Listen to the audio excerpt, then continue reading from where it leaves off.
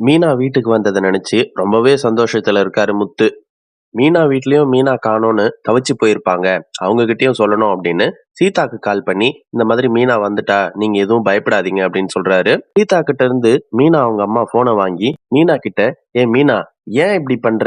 காலையில நான் கால் பண்ணும்போதும் என்கிட்ட நீ மூஞ்ச கொடுத்தே பேசல, சரியா பேசல. உனக்கும் மாப்பிள்ளைக்கும் அப்படி என்னதான் சண்டை? நீ தொலைஞ்சு போய் நாங்கெல்லாம் எவ்வளவு பதறி போயிட்டோம் தெரியுமா? மாப்பிள்ளை எவ்வளவு தேடிட்டு இருந்தாருன்னு தெரியுமா அப்படின்னு கேக்குறாங்க. அதுக்கு மீனா சொல்றாங்க, அம்மா எனக்கும் அவருக்கும் என்னமா சண்டை இருக்க போகுது? சண்டைலாம் எதுவுமே இல்ல. மாரியம்மன் கோயில்ல பூ கட்டுறதுக்காக நான் போயிருந்தேன். என் போனும் சுவிட்ச் ஆஃப் ஆயிருச்சு. மத்தபடி ஒரு பிரச்சனையும் இல்லம்மா. சத்யா எங்க? நான் காணோம்னு கம்ப்ளைண்ட்லாம் கொடுத்திருந்தானாமே, அவங்ககிட்டயும் சொல்லிடுங்க அப்படின்னு சொல்றாங்க.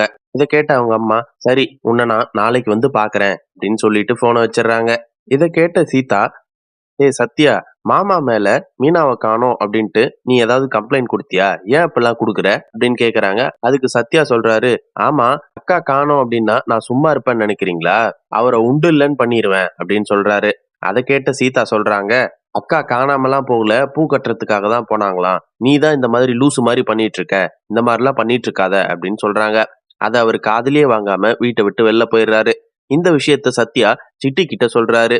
சிட்டி சத்யா கிட்ட சந்தோஷமா இருக்க மாதிரி, ரொம்ப சந்தோஷம்டா அப்படின்ற மாதிரி சொல்லிட்டு மனசுக்குள்ள, ச்சே, இந்த முத்துவ பழி வாங்குறதுக்கு இதுதான் ஒரு நல்ல சான்ஸ்ன்னு நினைச்சேன். இதுவும் போச்சே.